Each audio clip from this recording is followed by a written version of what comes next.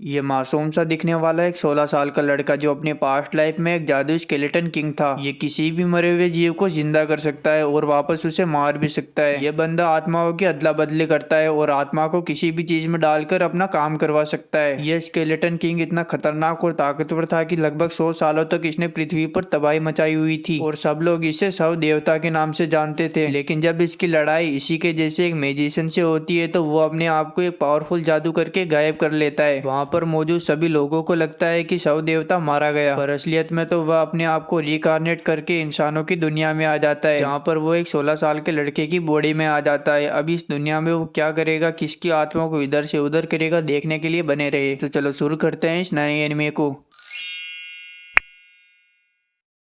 यह एक मैजिकल दुनिया है जहाँ पर हम देखते हैं कि एक सोल्जर्स की आर्मी एक इमोर्टल बींग शव देवता से लड़ाई कर रही होती है और शव देवता भी अपने मैजिक का इस्तेमाल करके हवा में स्पेल को क्रिएट करता है और उनमें से हथियार निकलने लगते हैं। वह हथियार सोल्जर्स की छाती को चीरते हुए लगातार निकले ही जा रहे थे। अभी एक सोल्जर कैप्टन को आकर बताता है कि द ग्रेट शिबुया यहाँ पर आ चुके हैं। यह सुनते ही कैप्टन अपनी पूरी आर्मी को पीछे हटने के लिए बोलता है क्योंकि उसे भी पता है कि द ग्रेट शिबुया के अलावा उस शव देवता के सामने कोई भी नहीं टिक सकता। अब शिबुया बिना डरे हुए उस शव देवता की गुफा के अंदर आता है और उसे लड़ाई के लिए चैलेंज करता है। सबसे पहले शव देवता शिबुया के ऊपर डार्क स्पेल का इस्तेमाल करता है, पर शिबुया उस डार्क स्पेल को एक तलवार में ही काट देता है। अब ये दोनों मैजिक से एक दूसरे के ऊपर हमला करते हैं, जहाँ पर ये दोनों बराबरी पर होते हैं। अब शव देवता एक पावरफुल मैजिक का इस्तेमाल करता है और अपने आसपास की सारी आत्माओं को इकट्ठा करके उनकी मदद से एक ड्रैगन को क्रिएट कर देता है। अब वो ड्रैगन शिबुया के ऊपर हमला कर देता है, पर शिबुया अपनी एक तलवार के वार से उस ड्रैगन के दो हिस्से कर देता है। अब शव देवता को लगता है कि वो एक बड़ी मुसीबत में है, इसलिए वो अपने सबसे पावरफुल मैजिक का इस्तेमाल करता है और एक बड़ी सी हड्डियों की फौज बना देता है। वहाँ पर जितने भी लोग होते हैं उस हड्डियों की फौज को देखकर घबरा जाते हैं। अब शिबुया भी अपनी मैजिक का इस्तेमाल करता है और अपनी एवल आई का यूज करता है। इस एवल आई से वो डेथ लोगों की आत्माओं को देख सकता है और उनके पैतरे जान सकता है। अब वो हड्डियों की फौज शिबुया को मारने के लिए आगे बढ़ती है, पर तभी शिबुया अपनी फायर पावर का इस्तेमाल करता है, पर उन हड्डियों की फौज को कुछ घंटा फर्क नहीं पड़ता। अब शिबुया अपना दिमाग लगाता है और गुफा के ऊपर हमला करता है, जिससे बहुत सारे पत्थर नीचे गिर जाते हैं और उन पत्थरों की वजह से हड्डियों की पूरी फौज के साथ साथ शव देवता भी उनके नीचे दब जाते हैं। और मौका मिलते ही शिबुया उस शव देवता के ऊपर हमला कर देता है, पर तभी उसे पता चलता है कि इस हड्डियों के ढांचे ने तो एक लॉकेट पहना हुआ है और उसके अंदर उसका असली दिमाग रखा हुआ है और वह ये सोच ही रहा होता है। तभी शव देवता एक रिकार्नेशन का मैजिक करता है, पर अचानक शिबुया मैजिक के दौरान उस शव देवता के ऊपर हमला कर देता है और इसी वक्त वो शव देवता एक अलग दुनिया में रिकार्नेट हो जाता है। और जब उसे होश आता है तो वह सोचता है कि मैं तो जंग के मैदान में था, तो मैं यहाँ कैसे आया और ये मैं बोल क्यों नहीं पा रहा। अरे भाई तू बोलेगा कैसे, तेरा आधा गला कटा हुआ है। अब शव देवता को अपने आसपास की चीजें काफी अजीब लगती है, पर गला कटने के बावजूद वह चलने लगता है और उस गली से बाहर निकलता है। और बाहर निकलने के बाद वह अपने आसपास की बिल्डिंगों को देखता है जो उसे काफी अजीब लगती है और उसे समझ में आ जाता है कि ये जरूर कोई अलग दुनिया है और शायद मेरे मैजिक की वजह से ही मैं यहाँ पर आ चुका हूँ। तभी उसके पास एक ड्रोन आता है। ड्रोन का ऑपरेटर कुरिया यह देखकर हैरान होता है कि यह बच्चा अभी भी जिंदा है, बल्कि उसने तो इसकी मौत को कंफर्म भी किया था। अब वो जल्दी अपनी टीम को कॉल लगाता है और कहता है कि तुमने जिस बच्चे को मारा था वो अभी भी जिंदा है, तो अपना काम पूरा करो। अब शव देवता इधर उधर घूमने लगता है और आसपास के लोगों को देखने लगता है। उसे काफी शांति महसूस होती है। वह कहता है कि ये शायद कोई अमन चैन वाली दुनिया है, पर मेरी दुनिया का क्या होगा, मैं वहाँ पर कैसे जा पाऊंगा। यह सोचते हुए वह वहाँ से जा रहा होता है, तभी उसे दो पुलिस वाले पकड़ लेते हैं और उससे कहते हैं कि आखिर तुम कौन हो, और उसे उसका नाम पूछते हैं। पर शव देवता को तो उनकी भाषा भी समझ में नहीं आ रही थी, पर फिर भी वो जिस शरीर में था वह उस शरीर की भाषा को धीरे धीरे एडॉप्ट कर रहा था और उसे पुलिस वालों की कुछ शब्द समझ में आ रहे थे। और वो अचानक से बोलता है कि मेरा नाम पोलका है। पर तभी अचानक से एक लड़की पुलिस वालों के ऊपर कूदती हुई पोलका के पास आती है और उससे कहती है कि पोलका तुम अभी भी जिंदा हो, और यह कहकर वो पोलका का हाथ पकड़कर उसे एक गली में लेकर चली जाती है। इधर शव देवता को कुछ भी समझ में नहीं आ रहा होता कि अभी यहाँ पर क्या हो रहा है, पर तभी वह लड़की पोलका को अचानक से उल्टा कर देती है और उसे जोर जोर से हिलाने लगती है और उसे गला लगा लेती है। वह उससे कहती है कि तुम्हारी नब्ज तो चल रही है, इसका मतलब तुम अभी भी जिंदा हो। पोलका उससे कहता है कि तुम्हारा शुक्रिया मुझे ये बताने के लिए कि मैं अभी जिंदा हूँ। और वह लड़की कहती है कि अरे पोलका कोई बात नहीं। अब वो लड़की एक बड़ी सी रोड को निकाल लेती है और वो उससे कहती है कि पोलका मुझे तुम्हें वापस से मारना पड़ेगा, क्या तुम्हें कुछ भी याद नहीं अभी अभी क्या हुआ। यह सुनते ही शव देवता को पोल्का की धीरे धीरे यादें याद आने लगती है और वह सोचती है कि शायद इसी लड़की ने मुझे पहले भी मारा था। अब हम शव देवता को पोल्का ही बोलेंगे, ठीक है। पोल्का वहाँ से जल्दी से भागने लगता है और एक बिल्डिंग के अंदर आकर छुप जाता है, पर वो लड़की वहाँ पर भी आ जाती है। इस लड़की का नाम है मिसाकी। ये पोल्का के ऊपर चाकू से अटैक करती है, पर पोल्का किसी तरह बच जाता है। अब इन दोनों में आमने सामने की लड़ाई होती है, जहाँ पर पोल्का सोचता है कि मेरा शरीर बहुत कमजोर है, मैं तो इससे लड़ सकता हूँ, लेकिन ये शरीर मेरा साथ नहीं देगा और एक और बार मेरी जान भी ले सकता है। और वो वहाँ से भागने लगता है, पर तभी मिसाकी चाकू से उसके पैर पर हमला कर देती है। पोल्का उस चाकू को निकालकर मिसाकी के ऊपर ही फेंक देता है, जिसे मिसाकी देखकर काफी हैरान होती है। वह कहती है कि ऐसा फाइट मत करो यार, कहीं मैं तुमसे प्यार न करने लग जाऊं। अब पोल्का एक अंधेरे कमरे में आ जाता है, जहाँ पर वो कहता है कि ये जगह कौन सी है। तभी मिसाकी उसके पीछे आ जाती है और उसके पैरों पर एक और छुरी मार देती है, जिससे पोल नीचे गिर जाता है। अब मिसाकी हंसी के साथ पोल्का को बताती है कि यह जगह पहले ही अकोमा के संक्रांत के रूप में इस्तेमाल की जाती है और यहाँ पर बहुत सारे भूत है, तो चलो अब मैं भी तुम्हें एक भूत बना देती हूँ। यह सुनते ही पोल्का उसकी बातों पर विश्वास करके अपनी ईवल आई को एक्टिवेट करता है और उसे वहाँ पर मौजूद सभी आत्माएं दिखने लगती है और वह ये सोचता है कि शायद मेरी शक्तियाँ मेरी आत्माओं से जुड़ी हुई है, ना कि शरीर से। अब मिसाकी उसके ऊपर अटैक करने वाली होती है, तभी पोल्का वहाँ पर मौजूद सभी आत्माओं को इकट्ठा कर लेता है और उनकी शक्तियों से एक मैजिक सर्कल बनाता है और उस मैजिक सर्कल से एक बड़ा सा राक्षसी हाथ निकलता है, जो मिसाकी के पेट को चीर देता है और मिसाकी वहीं पर मर जाती है। और उसे मारने के बाद ये कहता है कि चलो इस गेम को खत्म करते हैं। और जब वो उठती नहीं है तो वो उसे चेक करता है कि ये जिंदा भी है या फिर नहीं। बाद में इसे पता चलता है कि ये मर चुकी है और ये कहता है कि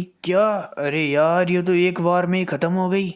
अब इधर हमें दूसरी दुनिया में दिखाया जाता है, जहाँ पर सबको लगता है कि शव देवता मारा गया, पर सुबुरा को इस बात पर काफी शक होता है और वह कहता है कि आखिर इतने जल्दी कैसे मर सकता है। तभी उसका साथी कहता है कि मैंने पूरी पृथ्वी पर छान मार लिया, पर मुझे डेथ गॉड की आत्मा कहीं पर भी नहीं मिली। और सुबुरा को इस बात पर अभी भी विश्वास नहीं हो रहा था। अब हमें शव देवता का पास्ट दिखाया जाता है, जहाँ पर हमें पता चलता है कि जब वह छोटा था तो उसके माता पिता ने उसे जादूगरों को भेज दिया था, क्योंकि उसके पास ईवल आइज थी। फिर उन्होंने उसे नेक्रोमेंसन बनने की कठोर ट्रेनिंग दी, जिसके बाद उसने अनगिनत युद्धों में भाग लिया और एक मौत का तांडव मचाया। पर इस सब के बावजूद डेड गॉड बस शांति चाहता था, इसलिए किस्मत ने एक बार उसकी तरफ मुड़कर देखा और उसे कुछ पल के लिए ही सही, लेकिन उसे सुकून की जिंदगी मिली और वह इंसानों के बीच अपना जीवन जीने लगा। यहाँ तक कि उसे अपना प्यार भी मिल चुका था, लेकिन किस्मत का साथ बस यही तक था। जिस समाज को वह अपनाना चाहता था वही उसका दुश्मन बन गया और सरकार ने सभी नेक्रोमेंसर को मारने के लिए आदेश जारी कर दिया, क्योंकि उन्हें लगता था कि ये नेक्रोमेंसर मासूम आत्माओं को बंदी बनाकर अपना गुलाम बनाते हैं। और इस सब के दौरान उन्होंने शव देवता के सारे अपनों को मार दिया और यहाँ तक कि उसके जीवन साथी को भी। और यह सब अपनी आंखों के सामने देखते हुए वह एक बदले की आग में जलता रहा, जो लगभग 100 सालों तक चली। और इस दौरान उसने अनगिनत दुश्मनों को मार दिया और एक कोल की माइन में छुप गया। वहाँ पर वो अपने दुश्मनों को तब तक तड़पाता था जब तक कि उनकी आवाज कोल के माइन में छुप नहीं जाती थी। लेकिन इस सब के दौरान वह फिर भी शांति की आशा में इधर उधर भटकता रहा और उसने सोचा कि वह मरकर वापस से अपनी जिंदगी शुरू करेगा, पर बेचारा वो खुद मर भी नहीं सकता था। इसलिए उसने कई सदियों तक ऐसे शख्स का इंतजार किया जो उसे मार सके, और आखिरकार जो वह चाहता था उसने पूरा कर लिया। अब हमें प्रेजेंट में दिखाया जाता है, जहाँ पर पोल्का टेंशन में होता है कि मिसाकी एक बार में ही खत्म हो गई। अब वो उसे जमीन पर रखता है और सोचता है कि अगर पुलिस वालों ने मिसाकी की लाश देख ली तो पोल्का का जीना यहाँ पर हराम हो जाएगा। और यह कहकर वो टेंशन के मारे रोने लगता है। इधर हम ऑपरेटर कोरिया को देखते हैं। उसे समझ में नहीं आता कि यह सपना है या हकीकत। तभी उसे अपनी बॉस का कॉल आता है, इसका नाम चारिसा होता है, जो कोरिया को कहती है कि आखिर मिशन में इतनी देरी क्यों हो रही है। तो कोरिया तुरंत उसे एक वीडियो भेज देता है और कहता है कि तुम खुद ही देख लो। अब हमें मिसाकी का पास्ट दिखाया जाता है, जहाँ पर वो एक खुशहाल जिंदगी जी रही होती है और उसके माता पिता उससे बहुत प्यार करते हैं। तभी एक दिन अचानक से गेनमा नाम का एक आदमी उसके घर में घुसकर उसके माता पिता को बेरहमी से मार देता है। और यह सब अपनी आंखों के सामने देखकर मिसाकी गुस्से की आग में जलती रहती है और खुद को हर दिन खूनी बनने की ट्रेनिंग देती है। और एक दिन वह उस गेनमा को ढूंढ भी लेती है और उसे इतनी बेरहमी से मारती है कि मौत भी यह देखकर कांप जाए। और आखिरकार मिसाकी ने अपना बदला पूरा कर लिया। लेकिन उस वक्त उसे एक अजीब से एहसास होने लगा और यह कोई बदले की भावना नहीं थी, बल्कि उसे तड़पाने में मजा आ रहा था। मिसाकी सिर्फ बुरे लोगों को ही मारती थी और आखिर में मिसाकी खुद भी एक किलर थी, तो वो भी काफी बुरी थी। एक दिन उसे पोल्का नाम के 16 साल के लड़के को मारने की सुपारी दी जाती है और वह उसे मारने के लिए राजी भी हो जाती है, क्योंकि वह बस यह देखना चाहती थी कि उसके अंदर कोई भावनाएं बची भी है या फिर नहीं। और सुनसान गली में पोल्का की गर्दन पर हमला करने के बाद उसे ये एहसास हो जाता है कि अब उसके अंदर कोई भी भावना नहीं बची है और वह वहाँ से चली जाती है। और वह रास्ते में चलती हुई सोचती है कि आखिर मेरे जीने का उद्देश्य क्या है, या मैं बेमतलब की जिंदगी जी रही हूँ, शायद मुझे मर जाना चाहिए। यह कहती हुई वह बिल्डिंग से छलांग लगा लेती है। तभी उसे कोरिया का कॉल आता है और वह वापस ऊपर आ जाती है। कोरिया उससे कहता है कि मरना हो तो मरो, लेकिन अपना काम पूरा तो करो। तुमने जिस लड़के को मारा था वह अभी भी जिंदा है। अब हमें प्रेजेंट में दिखाया जाता है जहाँ पर पोल्का अपनी मैजिकल पावर से मिसाकी को जिंदा कर देता है। मिसाकी यह देखकर हैरान हो जाती है कि उसके शरीर पर तो कोई भी घाव नहीं है। तभी पोल्का उसे बताता है, तुम भले ही हिल डुल रही हो लेकिन तुम असलियत में मर चुकी हो। तभी चेरिसा मिसाकी को गले लगा लेती है और वह कहती है कि तुम्हारी नब्ज तो नहीं चल रही, इसका मतलब तुम मर चुकी हो। तो पोल्का कहता है कि इसका सीधा मतलब है कि तुम ज़ॉम्बी बन चुकी हो। अब हमें 40 मिनट पहले का सीन दिखाया जाता है जहाँ पर पोल्का अपनी मैजिक से मिसाकी के घाव को ठीक करने की कोशिश कर रहा था। तभी चेरिसा अपने साथियों के साथ पोल्का को पकड़ने के लिए आ जाती है। तो पोल्का उनसे कहता है कि तुम 2 मिनट रुको, मुझे अपना काम करने दो। और वह मिसाकी के घाव को ठीक करने लगता है। यह देखकर चेरिसा भी काफी हैरान होती है। अब काम पूरा होने के बाद पोल्का इनसे कहता है कि आखिर तुम सब कौन हो। तो चेरिसा बताती है कि हम सब मिसाकी के दोस्त थे, पर तुम मिसाकी के साथ क्या कर रहे हो। तो पोल्का कहता है कि मिसाकी मर चुकी है लेकिन उसकी आत्मा और बॉडी अभी भी सही सलामत है। हमें बस एक रेजिडेंटल मैजिक करने वाले की जरूरत है ताकि हम मिसाकी को वापस से जिंदा कर सके। यह सुनकर इन सबको कुछ भी समझ में नहीं आता कि अभी पोल्का ने क्या कहा। अब इधर पोल्का को याद आता है कि अरे हाँ, यहाँ पर तो मैजिक नाम की कोई चीज एग्जिस्ट ही नहीं करती। अगर इन सबको पता चला तो मेरा जीना हराम हो सकता है। इसलिए वह इन सबको धमकी देता है कि अगर इस बारे में तुमने किसी को भी बताया तो मैं तुम्हें जिंदा मार दूंगा। तभी चेरिसा को एक वीडियो भेजी जाती है जहाँ पर कुछ मासूम बच्चे बिल्डिंग में फंसे हुए थे। यह सब पोल्का अपनी मैजिक आई से देख रहा होता है। तभी चेरिसा की एक मेंबर पोल्का की इवल आई को काट देती है। अब पोल्का चेरिसा से कहता है कि आखिर वो क्या था और वो आग कैसी थी। तो चेरिसा उसे बताती है कि पास ही की एक बिल्डिंग में आग लगी हुई है और वहाँ पर बहुत सारे बच्चे फंसे हुए हैं। तो पोल्का कहता है कि आग काफी खतरनाक होती है क्योंकि मैं उसमें काफी बार जल चुका हूँ और उससे काफी तकलीफ होती है। इस तरह की तकलीफ बच्चों को नहीं सहनी चाहिए। अब पोल्का चेरिसा से कहता है कि तुम मुझे वहाँ पर जल्दी से लेकर चलो। तभी कोरिया चेरिसा से कहता है कि तुम्हें इस बच्चे की बात मान लेनी चाहिए क्योंकि ये काफी खतरनाक है। चेरिसा कहती है कि तुमने सही कहा। अब चेरिसा पोल्का से कहती है कि तुम इस ड्रोन के पीछे जाओ, तुम्हें वो जगह मिल जाएगी। अब इधर पोल्का उस ड्रोन का पीछा करता है और उछलते हुए स्पाइडरमैन की तरह अपने बड़े बड़े राक्षसी हाथों से वहाँ पर उछलता कूदता हुआ पहुंच जाता है। वहाँ पर पहुंचने के बाद वह देखता है कि वहाँ पर काफी भीड़ होती है। वह सोचता है कि अगर मैंने इन सबके सामने अपना मैजिक का यूज किया तो लफड़ा पड़ सकता है, पर उसने इसकी परवाह न करते हुए अपने मैजिक का इस्तेमाल किया और सीधा बिल्डिंग में घुस गया। वहाँ पर उसे उन बच्चों के साथ साथ उनके पेरेंट्स की आत्मा भी दिखाई दे रही थी। पोल्का उन आत्माओं से कहता है कि अगर तुम अपने बच्चों को बचाना चाहते हो तो मेरा साथ दो। और वह अपने मैजिक से 4-5 स्केलेटन की बॉडियों को क्रिएट कर लेता है और उनके अंदर बच्चों के पेरेंट्स की आत्माओं को डाल देता है। अब स्केलेटन उन बच्चों को एक एक करके बाहर निकाल लेते हैं। अब पोल्का उन बच्चों को सही सलामत बिल्डिंग के ऊपर पहुंचा देता है, लेकिन इसी के साथ एक दिक्कत भी हो जाती है। पोल्का की ऐसी वीडियो सोशल मीडिया पर वायरल होने लगती है, पर यह अच्छा हुआ कि पोल्का के बारे में किसी को अब तक पता नहीं चला। यह सब देखकर कोरिया हैरान होता है। वह सोचता है कि इसने कुछ देर पहले मिसाकी को जान से मार दिया और इसी लड़के ने अभी अभी इतने सारे बच्चों को बचाया। ये आखिर है कौन। अब पोल्का वापस चेरिसा के पास आता है और उससे कहता है कि इस दुनिया में भी बच्चों को मुसीबतों को सामना करना पड़ रहा है, आखिर मुझे शांति मिलेगी भी या नहीं। वह चेरिसा से पूछता है कि तुम्हारे लिए शांति का मतलब क्या है। तो चेरिसा बताती है कि मेरे लिए शांति का मतलब है बहुत सारा पैसा। तो पोल्का कहता है कि शायद मैं अपने नेक्रोमेंसन की पावर से बहुत सारे पैसों को इकट्ठा कर सकता हूँ और अगर मुझे एक रहने की जगह मिल जाए तो शायद मैं यहाँ पर शांति पा सकता हूँ। तो चेरिसा उससे कहती है कि तुम एक लौते ऐसे इंसान हो जिसे हम मारने आए थे, लेकिन अब तुम हमारी टीम का एक अहम हिस्सा हो और शायद तुम वो पोल्का नहीं हो जिसे हम मारने आए थे और इस दुनिया में एडजस्ट होने के लिए हम तुम्हारी मदद करेंगे।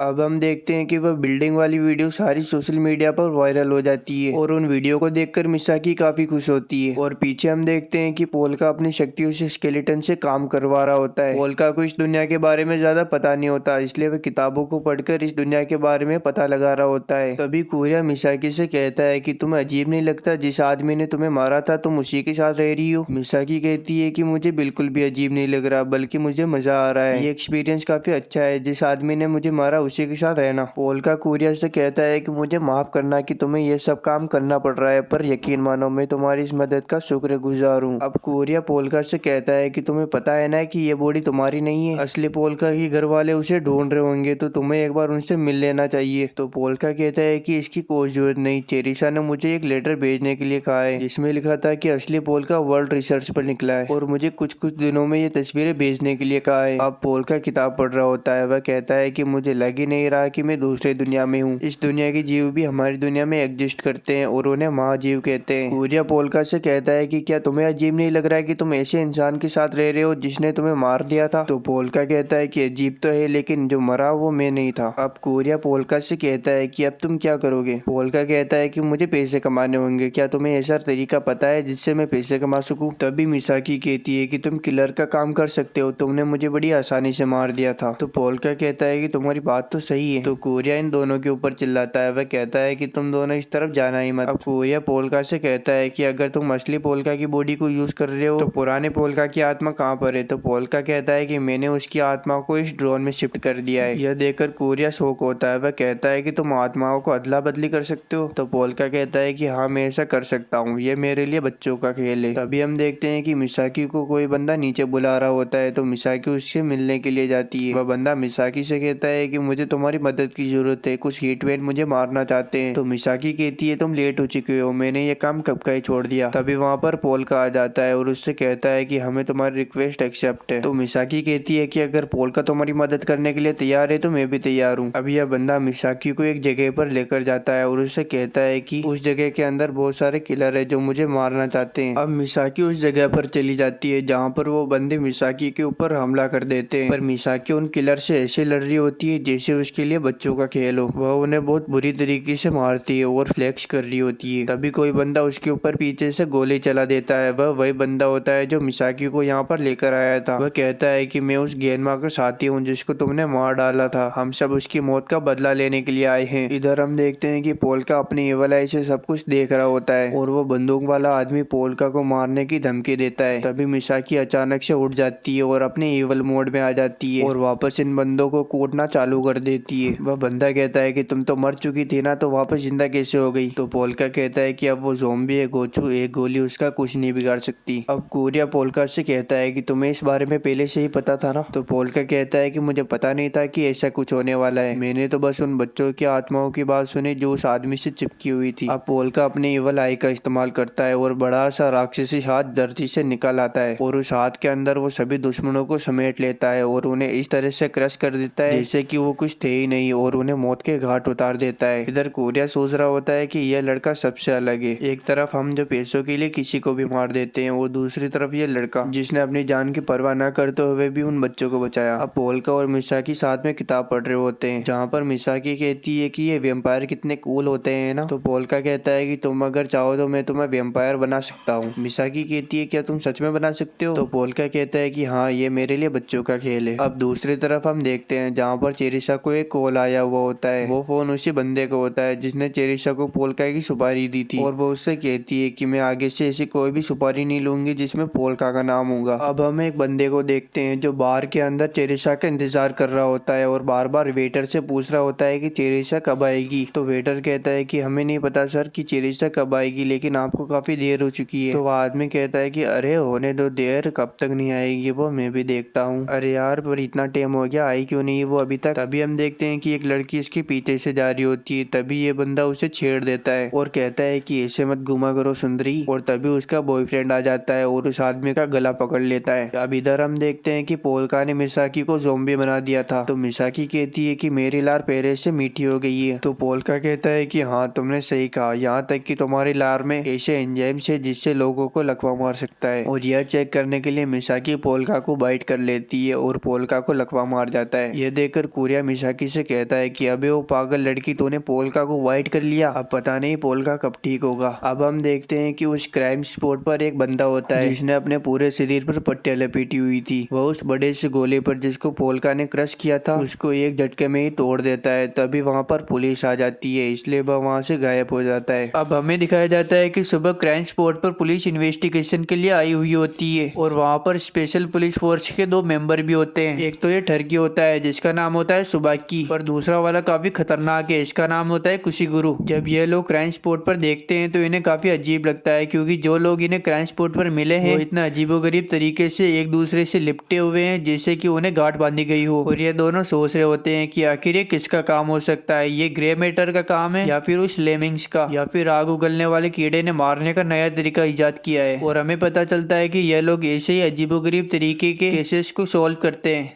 अब हम देखते हैं कि इनकी टीम की एक मीटिंग हो रही होती है, जहां पर सुबाकी इन सबको पिछले केसेस के बारे में बताता है। वह कहता है कि घड़ियाल बहने, इवल नाइट, उलझी पहेली, खूनी दुकान वाला और जुआरी भूतनाथ, यह सब खूंखार मुजरिम है और इनमें से या तो मर गए हैं या फिर जेल में। इनके अलावा हमारे पास सिर्फ 3 मुजरिम है जिनको हम अभी तक पकड़ नहीं पाए हैं। एक है मौत का देवता, दूसरा आग उगलने वाला कीड़ा और तीसरा है लेमिंग्स। कल जो हमारे पास केस आया है वो काफी अजीब है और मुझे लगता है कि सब में लेमिंग्स का हाथ है, क्योंकि वहाँ पर हमें उसके पैरों के निशान मिले और हमें लगता है कि हाल ही में जो बिल्डिंग में आग लगी थी और इसमें जो स्केलेटन देखे गए थे वो केस भी इस केस से जुड़ा हुआ है। पर जो भी हो, आखिर में मुजरिम हमेशा इंसान ही होता है, कोई भूत प्रेत नहीं। और इस नए केस में मुझे लगता है कि इसी में भी किसी इंसान का हाथ है, न कि भूत का, इसलिए हम इस केस को बिना डरे सोल्व कर सकते हैं। और मुझे उम्मीद है कि मैंने जो तुमसे अभी कहा तुमने अपने दिमाग में बिठा लिया होगा। दूसरी तरफ हम पोल्का को देखते हैं, जो असली पोल्का की आत्मा को एक सॉफ्ट टॉय में ट्रांसफर कर देता है। अब वह कोरिया से कहता है कि तुम अपना ड्रोन ले सकते हो, और कोरिया अपने ड्रोन को पाकर काफी खुश होता है कि वह फिर से इसका यूज कर पाएगा। तभी वहाँ पर मिसाकी आ जाती है और पोल्का के हाथ में सॉफ्ट टॉय को देखकर काफी एक्साइटेड हो जाती है। वह उस सॉफ्ट टॉय को जल्दी से गले लगा लेती है और जैसे ही वो गले लगाती है तो वो सॉफ्ट टॉय शर्म के मारे लाल हो जाता है। इधर कोरिया यह देखकर काफी हैरान होता है कि आखिर ये लाल क्यों हो रहा है और उसे कुछ समझ नहीं आता। तभी पोल्का कहता है कि वो असली पोल्का के लिए एक वॉइस डिवाइस बना सकता है और इसके लिए मुझे काफी सारे माना की जरूरत पड़ेगी, पर इस बिल्डिंग में उतना सारा माना नहीं है। अगर मुझे किसी तरह से जेम्स या फिर आत्माएं मिल जाए तो मैं अपनी ताकत को वापस पा सकता हूँ। तो कोरिया कहता है कि इस बिल्डिंग के अलावा तुम्हें ऐसी कोई भी बिल्डिंग नहीं मिलेगी जिसके अंदर इतने सारी आत्माएं हो। तो पोल्का कहता है कि चलो एक काम करते हैं, हम बाल्टी भर जेम्स को लेकर आते हैं जिससे मैं अपनी ताकत वापस पा सकूंगा। पोल्का की दुनिया में जेम्स काफी सस्ते पड़ते हैं और उन्हें बच्चे भी खरीद सकते हैं, इसलिए वह मिसाकी के साथ जेम्स को खरीदने के लिए दुकान में आ जाता है। पर जैसे ही जेम्स की प्राइस पता करता है तो उसके तोते उड़ जाते हैं, पर फिर भी वो उस दुकान में मौजूद सारे जेम्स की प्राइस पूछता है। तो एक लेडी उन्हें बताती है कि तुम्हें इस सारे जेम्स को खरीदने के लिए 4 मिलियन येन लगेंगे। यह देखकर पोल्का टूट जाता है, पर फिर भी वह सोचता है कि मैं कैसे भी करके इन सारे जेम्स को खरीद के ही रहूंगा। अब ये दोनों बाहर आ जाते हैं और मिसाकी पोल्का से कहती है कि तुमने उन जेम्स की ताकत को सोखा क्यों नहीं। तो पोल्का कहता है कि अगर मैं ऐसा करता तो वो जेम्स टूट जाते और ये सब दुकान वालों के लिए अच्छा नहीं होता। अब ये दोनों रास्ते पर चल रहे होते हैं, तभी वहाँ पर कुशिगुरु आ जाता है और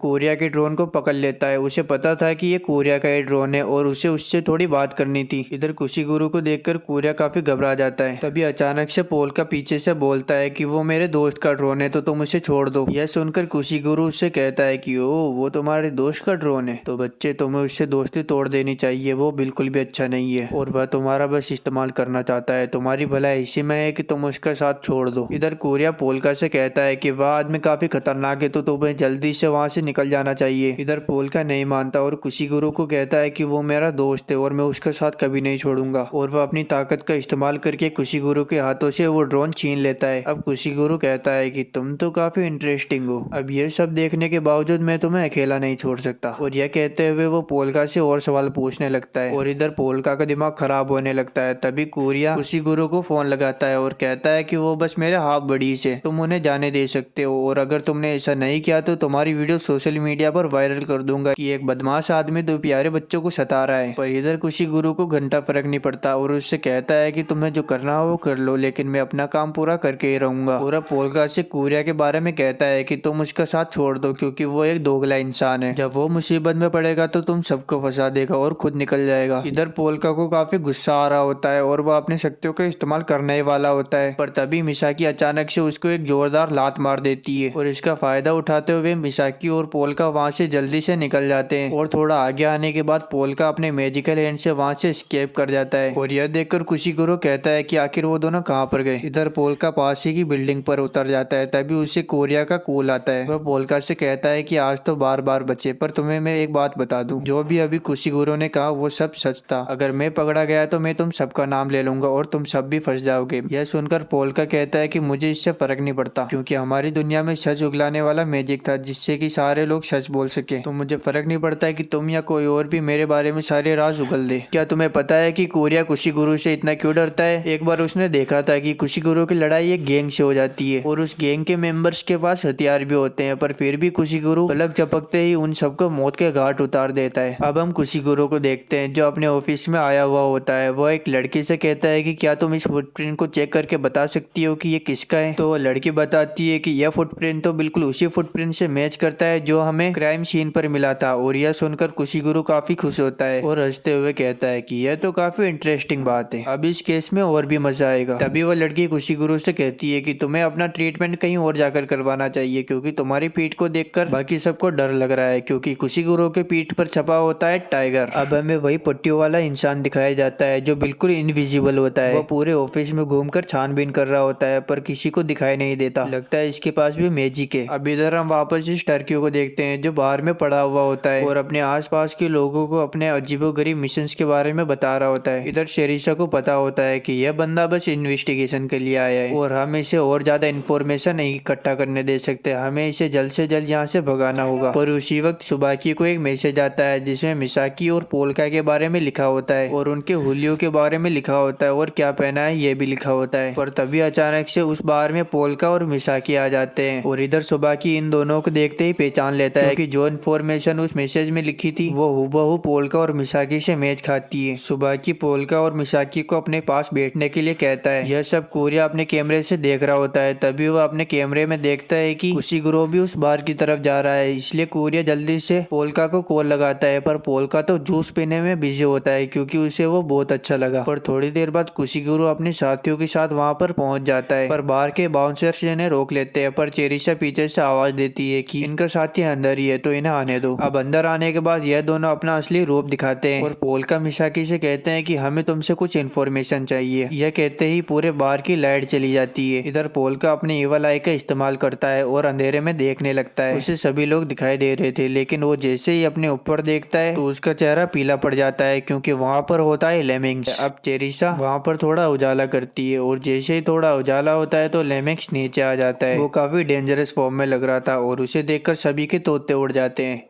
इधर चेरिशा समझ जाती है कि लेमिंग्स उनसे लड़ने नहीं आया, इसलिए वह अपने साथियों को पीछे हटने के लिए बोलती है। पर कुशिगुरु का तो कुछ अलग ही प्लान था। वह कहता है कि चलो लेमिंग्स को मार देते हैं। सुबाकी भी कहता है कि वैसे भी एक वांटेड क्रिमिनल है तो चलो इसे पकड़ ही लेते हैं आज। इधर पोल्का अपनी एवल आई को वापस से एक्टिवेट करता है और लेमिंग्स की ओर देखता है। उसे उसके पीछे काफी सारी आत्माएं दिखाई देती है जिनको लेमिंग्स ने मारा था और अगले ही पल लेमिंग्स दो ऑफिसर्स को ऐसे हवा में उछाल देता है जैसे कि वो कोई सॉफ्ट टॉय हो। अब कुशिगुरु मैदान में आता है और लेमिंग्स से फाइट करता है, पर लेमिंग्स कुशिगुरु से बहुत ज्यादा ताकतवर है, इसलिए वह कुशिगुरु को ज्यादा सीरियस नहीं लेता और अचानक से पोल्का के पास आ जाता है और मिसाकी को गोद में उठाकर वहां से भागने लगता है। पोल्का उसे रोकने की सोचता है पर अगर उसने ऐसा किया तो सभी को उसकी शक्तियों के बारे में पता चल जाएगा और ये उसके लिए अच्छा नहीं होगा। इधर कुशिगुरु वापस लेमिंग्स को रोकने के लिए आगे आता है पर लेमिंग्स उसे एक लात में उसकी औकात दिखा देता है। अब पोल्का के पास कोई चारा नहीं होता, इसलिए वह अपनी शक्तियों का इस्तेमाल करता है, पर एक दिक्कत हो जाती है, बाकी सबको उसके स्पेल कास्ट दिखने लग जाते हैं, इसलिए चेरिशा मोमबत्ती को बुझा देती है ताकि किसी और को कुछ ज्यादा पता न चले। पोल्का अपनी शक्तियों से मिसाकी को उसके चंगुल से छुड़वा लेता है और हड्डियों वाले हाथ से उसे पकड़ लेता है। इधर अंधेरा होने के बावजूद सुबाकी अपने फोन से उजाला करके ये अद्भुत नजारा देख लेता है। लेमिंग्स जल्दी से जाकर वापस से मिसाकी को पकड़ लेता है और भागने लगता है। पोल्का अपनी पूरी पावर का इस्तेमाल करता है और लेमिंग्स को पकड़ने की कोशिश करता है, पर लेमिंग्स इतना ज्यादा तेज होता है कि वो उसकी पकड़ में ही नहीं आता और वो बहुत ज्यादा ताकतवर भी होता है। अब लेमिंग्स लड़ाई के बीच में ही मिसाकी से कुछ सवाल पूछने लगता है और मिसाकी उसका जवाब देने लगती है, पर बातों बातों में मिसाकी उसके हाथ को काट लेती है। वह सोचती है कि इससे लेमिंग्स को लकवा मार जाएगा, पर लेमिंग्स की पट्टियों की वजह से उसे कुछ फर्क ही नहीं पड़ता। मिसाकी एक फोग में अपनी लार को लगाकर लेमिंग्स को चुबा देती है और उससे लेमिंग्स को चक्कर आ जाते हैं, पर फोग में इतना लार नहीं होता कि लेमिंग्स को लकवा मार सके। इसी चीज का फायदा उठाते हुए पोल्का अपने आसपास की सारी आत्माओं को इकट्ठा करके उनकी शक्तियों को एब्जॉर्ब कर लेता है और एक पावरफुल मैजिक से एक बड़े से स्केलेटन को समन कर लेता है जो लेमिंग्स के ऊपर हमला करता है। लेमिंग्स सोचता है कि उसका बचना मुश्किल है, इसलिए वह वहां से भाग जाता है। लेमिंग्स भागकर अपने बॉस तकारू के पास आता है और उसे इन्फॉर्मेशन देता है कि जिम्बा पहले ही मारा जा चुका है पर पोल्का अभी भी जिंदा है। अब हम पोल्का और मिसाकी को देखते हैं जो रास्ते पर चल रहे होते हैं। मिसाकी पोल्का को उसे बचाने के लिए थैंक यू कहती है, पर पोल्का कहता है कि इसकी कोई जरूरत नहीं है, तुमने भी बहुत बार मेरी मदद की है। और पोल्का बताता है कि एक बार मेरी टीचर ने मुझसे कहा था कि तुम एक नेक्रोमेंसर बनने वाले हो तो तुम्हारी लाइफ काफी लंबी होगी, इसलिए तुम्हारी जिंदगी में लोग आएंगे और जाएंगे, पर तुम अपनी जिंदगी को अपने हिसाब से जीना। पर एक बात का ध्यान रखना, अपने दोस्तों और अपने चाहने वालों की हमेशा रक्षा करना, क्योंकि उनके बिना तुम्हारी जिंदगी एकदम सूखी पड़ जाएगी। अब पोल्का सोचता है कि वह एक बिजनेस करेगा जिससे वो बहुत सारे पैसे जमा करेगा और अपनी लाइफ को पीसफुल जीने की कोशिश करेगा। इधर हम कोरिया को देखते हैं जो कहता है कि ये दोनों कमाल है। पोल्का और मिसाकी पहले ऐसे इंसान है जिन्होंने लेमिंग्स से फाइट की पर फिर भी जिंदा बच गए। और कोरिया को यह भी समझ में आता है कि लेमिंग्स का नाम लेमिंग्स क्यों पड़ा, क्योंकि लेमिंग्स कहीं पर भी चूहे की तरह घुस आता है और गायब हो जाता है। अब हम इन सबको देखते हैं जो एक बिजनेस के बारे में सोच रहे होते हैं। पोल्का ने एक इंटेलिजेंट आत्मा को एक पेन के अंदर डाला हुआ होता है और पोल्का ने एक बिजनेस आइडिया भी सोचा हुआ होता है। वह पेन उस आइडिया को लिखकर कोरिया को बताता है और यहाँ तक कि पोल्का ने तो इसका बैनर भी बना लिया था, पर कोरिया को यह बिजनेस खास पसंद नहीं आता। इधर हम उस पेन को देखते हैं जिसके दिमाग में कुछ अलग ही चल रहा होता है। वह एक बिजनेस का आइडिया देता है और यह भी बताता है कि पोल्का उसे कैसे कर सकता है और इसके लिए कोरिया राजी हो जाता है। अब हम अगले ही पल देखते हैं कि पोल्का एक भविष्य बताने वाला जादूगर बन गया है और बिजनेस खोलते ही कस्टमरों की काफी लंबी लाइन लग जाती है और पोल्का पहले ही दिन काफी सारे पैसे कमा लेता है। दरअसल जो भी इंसान पोल्का से भविष्य जानने के लिए आता था तो कोरिया अपने कंप्यूटर में उसकी सारी डिटेल निकाल लेता था और पोल्का अपनी इविल आई से देख के उसके बारे में सब कुछ बता देता था और थोड़ी बहुत जो करंट इन्फॉर्मेशन बाकी रह जाती थी वो पोल्का कस्टमर के साथ रहने वाले आत्माओं से पूछ लेता था। और ऐसा करते हुए पहले ही दिन लगभग उन्होंने 1 लाख येन कमाए थे। पोल्का इन पैसों को आपस में बांटने की बात करता है और पोल्का असली पोल्का को भी एक हिस्सा देने की बात करता है, पर पोल्का इस बात के लिए मना कर देता है। वह कहता है कि उसने इस काम में उनकी कोई भी मदद नहीं की, तो इन पैसों पर सिर्फ उन्हीं का हक है। इधर कोरिया पोल्का को बताता है कि तुम्हें पता है असली पोल्का काफी अमीर है और उसी वक्त उनके कमरे में 2 बच्चे और कुछ बॉडीगार्ड घुस आते हैं। इन दोनों का नाम होता है काजुकी और सुजुकी और यह दोनों पोल्का को अंकल कह के बुलाते हैं, पर पोल्का अपना चेहरा छुपा लेता है और कहता है कि मैं तो क्रॉप्स गॉड हूँ। यह सुनकर काजुकी कहता है कि लगता है इनका दिमाग खराब हो गया है। यह दोनों पोल्का से कहता है कि हमें पता है कि आपको अपने आसपास के लोग बिल्कुल भी पसंद नहीं है और उन सब से बचने के लिए आप यहाँ पर भाग कर आ गए, पर खैर जो भी हो हम बस अपना भविष्य जानने के लिए आए हैं। तो पोल्का उनसे कहता है कि अभी हमारी दुकान बंद हो चुकी है, अगर तुम्हें भविष्य जानना है तो कल हमारी दुकान पर आना होगा। काजुकी और सुजुकी काफी अमीर होते हैं और वह कहते हैं कि हमें कहीं पर भी जाने की जरूरत नहीं, सब चीजें हमारे पास ऑटोमेटिक आ जाती है। और इस बात पर कोरिया सुजुकी से बहस करने लगता है और कहता है कि अगर तुम्हें सच में अपना भविष्य जानना है तो तुम्हें दुकान पर ही आना होगा। पोल्का और कोरिया सुजुकी की बात नहीं मानते, इसलिए सुजुकी की आंखों में गड़गड़े आ जाते हैं और उसका चेहरा रोने जैसा हो जाता है। तभी पोल्का बीच में आ जाता है और उनकी बहस को बीच में रोक देता है और कहता है कि तुम्हें चिंता करने की कोई जरूरत नहीं। और वह सुजुकी और काजुकी को गले लगा लेता है और कहता है कि तुम दोनों का भविष्य काफी उज्जवल है और वो उन दोनों के पीछे वाली आत्मा से कहता है कि चिंता मत करो, मैं इन्हें कुछ भी नहीं होने दूंगा। यह बात करने के बाद यह सब वहाँ से चले जाते हैं। पोल्का उन लोगों को जाते हुए खिड़की से देख रहा होता है और वह कहता है कि यह आत्मा बुरी नहीं है, पर लगता है इसका दिमाग आधा पागल हो चुका है। तभी कोरिया उससे कहता है कि लगता है तुम्हें बच्चों से काफी ज्यादा प्यार है। पोल्का इसका एक सीरियस जवाब देता है। वह कहता है कि हमारी दुनिया में जो बच्चे थे मेरा उनके साथ काफी ज्यादा कनेक्शन था, शायद इसी वजह से मुझे इन बच्चों को देखकर अपनी दुनिया के बच्चों की याद आती है। अब कोरिया पोल्का को असली पोल्का के बारे में बताता है और कहता है कि असली पोल्का शिनोयामा परिवार का एक सदस्य है और उनका परिवार काफी अमीर है, पर उनके केवल 2 वारिस है। पोल्का के अलावा दूसरे को कुछ हो गया तो ऑटोमेटिक सारी दौलत और ताकत पोल्का के पास आ जाएगी। यह सुनते ही क्रॉप्स गॉड के दिमाग में आता है शायद इसी वजह से ही पोल्का के ऊपर हमला हुआ था। तो कोरिया कहता है कि तुमने सही कहा, पर कोई चाहता है कि पोल्का को वो दौलत ना मिले, इसलिए मुझे लगता है कि उनके परिवार वालों में से किसी ने पोल्का को मारने की सुपारी दी होगी। यह सुनकर क्रॉप्स गॉड और असली पोल्का टूट जाता है और कोरिया उन्हें यह भी बताता है कि अगर पोल्का ने वहां जाने की कोशिश की तो उसकी जान को खतरा हो सकता है। यह सुनकर पोल्का को अपने पुराने जीवन की याद आती है जब उसकी रक्षा के लिए 2 बॉडीगार्ड हमेशा तैयार रहते थे। अभी वह एक स्केलेटन को अपने बॉडीगार्ड बनाकर ले जाने की बात करता है और उसका हुलिया भी बदल देता है, लेकिन वह एक बॉडीगार्ड की तरह बिल्कुल नहीं लग रहा था। तभी वो पीछे मुड़कर मिसाकी को देखते हैं और उन्हें लगता है कि मिसाकी शायद एक अच्छी बॉडीगार्ड बन सकती है। इधर हम काजुकी और शिजुकी को देखते हैं जो तकुरा के पास जाते हैं। हमें पता लगता है कि तकुरा भी इनके ही फैमिली का एक मेंबर है। तकुरा इन दोनों से कहता है पोल्का कैसा है, तो यह दोनों बताते हैं कि पोल्का अंकल एकदम ठीक है, पर उनका व्यवहार थोड़ा बदल चुका है। तभी तकुरा उन दोनों से कहता है तुम्हें ऐसे अकेले में नहीं घूमना चाहिए, तुम दोनों की जान को खतरा हो सकता है और तुम्हारे साथ भी वही हो सकता है जैसा तुम्हारी सिस्टर के साथ हुआ था। इसका मतलब जो आत्मा इन दोनों के पीछे है वो इनकी सिस्टर है जो मदद के लिए चिल्ला रही होती है और कहती है कि प्लीज इन दोनों को कोई बचा लो।